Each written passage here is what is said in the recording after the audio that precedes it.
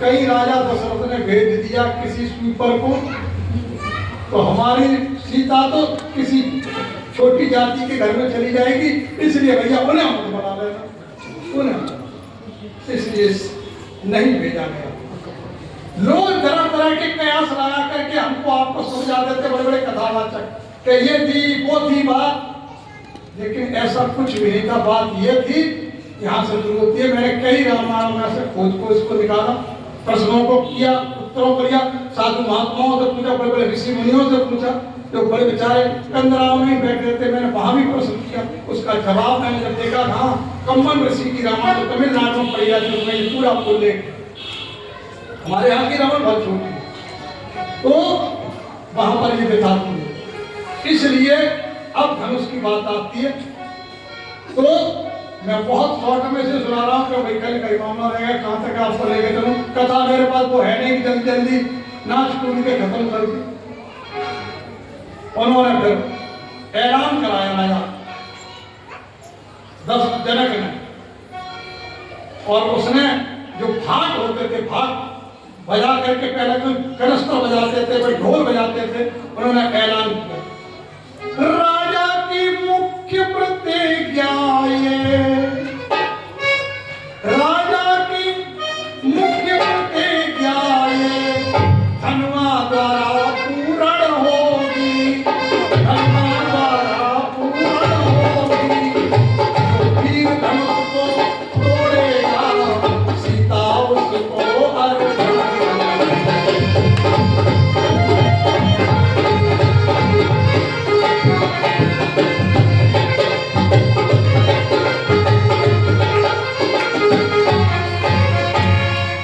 वीर धनुष को तोड़ेगा, सीता उसको अर्पण।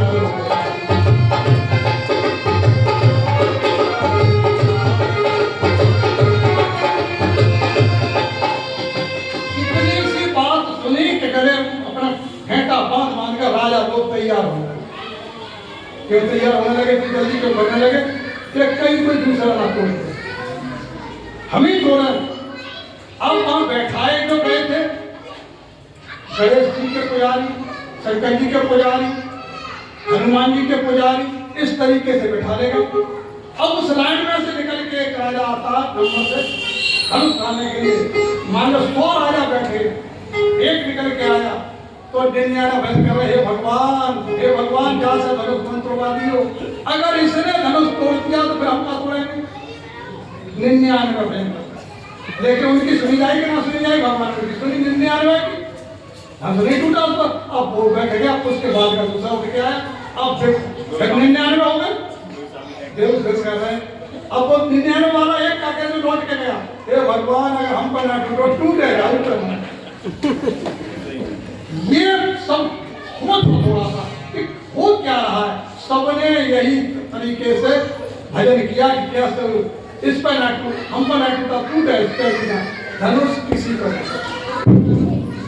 जब किसी पर नहीं टूटा तो फिर एक योजना बनाई गई, एक योजना फिर बनाई। बोले भाई अब क्या करोगे, धनुष तो कोई नहीं तोड़ पा रहा। बोले सब मिलकर तोड़ दो, चप्पल की तरफ उठा लो तो टूटेगा। तो उनमें से एक राजा ने कहा ठीक है मान ली, चप्पल की तरफ उठा करके धनुष को तोड़ देंगे, पर सीता का क्या होगा। बोले ऐसा है फिर हम तुम आपस में लड़ जाएंगे, जैसे आपकी सरकार बनती है ना कि पहले हम तुम मिलकर के लड़ लो, उसके बाद प्रधानमंत्री चुन लेंगे कौन बनेगा। वही बिल्कुल सेम नकल चल रही है। और उसके बाद 10,000 राजाओं ने मिलकर के धनुष को उठाया, 10,000 राजा पे भी धनुष नहीं टूटा। और जब किसी पर धनुष नहीं टूटा तो सब मायूस होकर बैठ गए। उसी वक्त उन्होंने जनक ने देखा कि मुझे ऐसा मालूम पड़ता है कि पृथ्वी वीरों से वीर हो जाओ, क्या सब लोगों का राजा जनक और राम और लक्ष्मण बैठे थे। लक्ष्मण क्रोध हो गए कि जिस सभा में सूर्यवंशी बैठे होते उस सभा में ऐसी दुत्कार ऐसी ललकार, लक्ष्मण के खड़े होते। और जनक ये चाहते थे, उन्हीं की तरफ देखकर कहा गया तो देखिए कि लक्ष्मण क्रोध। और उन्होंने कहा कि मैं अगर चाहूं तो ये अभी कमल नाड़ की तरफ तोड़ करके फेंक दूंगा और गेंद की तरह इसको पूरे ब्रह्मांड को उठा के फेंक दूंगा। मेरे भाई की आज्ञा तो और पूरे इसको खड़े की कच्चे खड़े की तरफ फोड़ दूंगा। राजा कहने लगे और बैठे रहो यहाँ, अब खड़ा की तरह से फोड़ देंगे तो हमारा तुम्हारा काय हो। दूसरा कहने लगो कि खड़ा है तो नहीं बोलो हम तुम यहाँ बैठे हो, अरे जहाँ पूरी दुनिया है खड़ा है,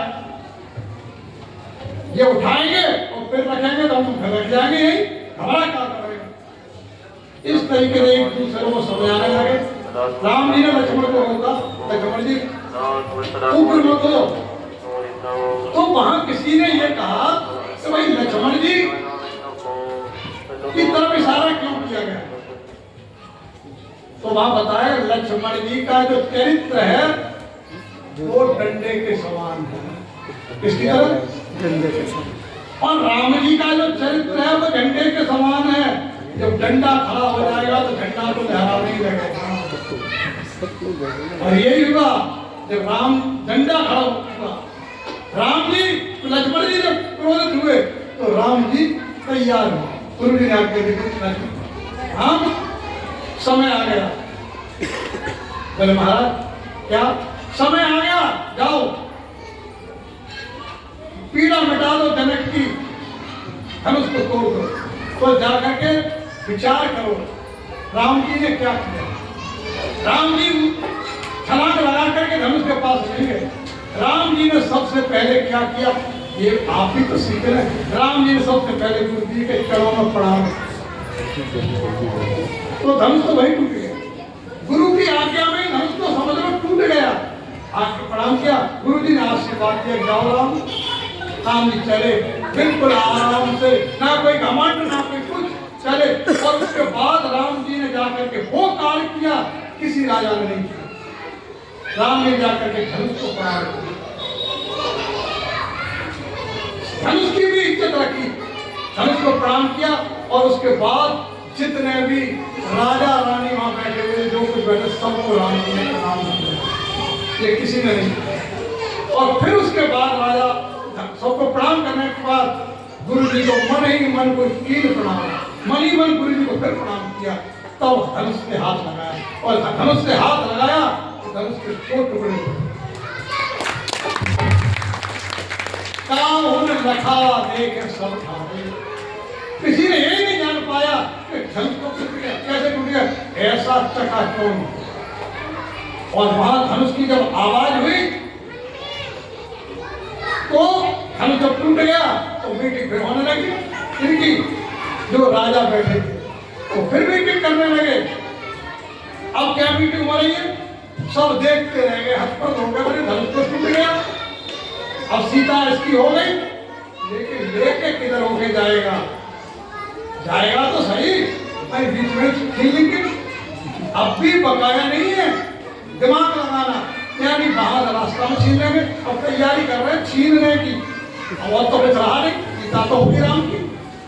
उसी वक्त राम ने विचार किया कभी ऐंठ गई नहीं है, इसका भी इंतजाम करता है।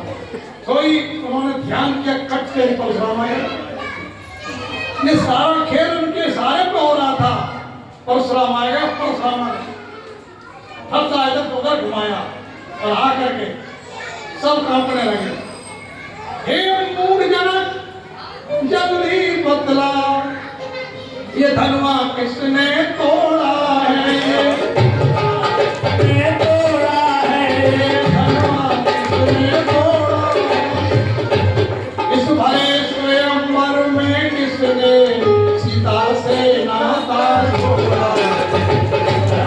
स्वयंवर में सीता से नाता जोड़ा है। जल्दी बतला, सब घुमाया उन्होंने, जल्दी दिखला वरना चौपट कर डालूंगा।